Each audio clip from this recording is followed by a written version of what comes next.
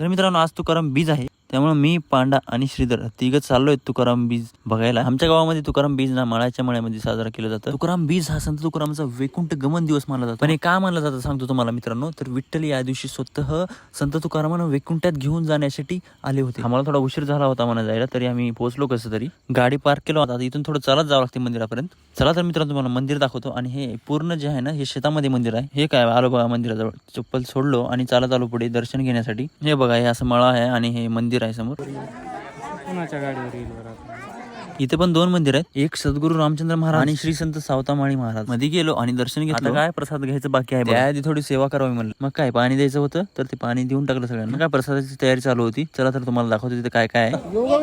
Video मध्ये नसते तुम्ही हे नाही महाराज आमच्या गावातल्या प्रत्येक कार्यक्रमामध्ये असते आणि पुढे होऊन काम करतात. आज त्याच्याजवळ कडी वाटपाचं काम होतं बघा. प्रसादामध्ये भात, कडी, नुकती आणि चपाती होती बघा. आता आम्ही पण बसलो प्रसाद घ्यायला. हे काय लहान लेकरच वाटलं ते आम्हाला. पांढऱ्याने शेवटी कडी सांडून घेतलंच म्हणा बघा पॅन्टीवर. आता सगळ्या गावात करा. अरे बाबा पुढे उंचली. ठीक आहे ते काय अलाउड नाही, तुम्ही फाईन काढा 1000 रुपये. आम्ही 2.5. आता निघालो बघा घराकडे वापस जायला. तर भेटूयात पुढच्या व्लॉग मध्ये. पुढचा व्लॉग शेतकऱ्यांसाठी खूप महत्त्वाचा असणार आहे, त्यामुळे पेजला फॉलो आणि व्हिडिओला लाईक करायला विसरू नका.